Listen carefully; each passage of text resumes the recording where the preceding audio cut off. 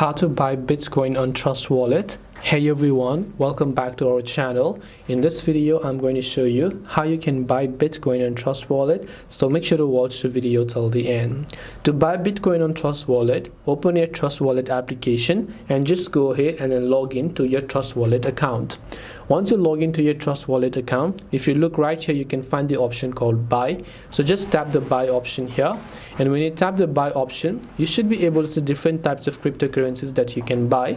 But since we're learning to buy Bitcoin, I'm just going to select BTC from here.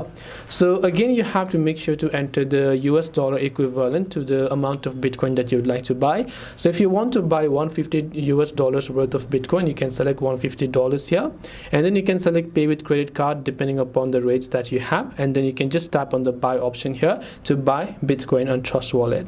That's all it takes to buy Bitcoin on Trust Wallet. Hope this video was helpful. If you have got any questions, feel free to leave them down below. Thank you very much for watching till the end, and see you soon in the next video.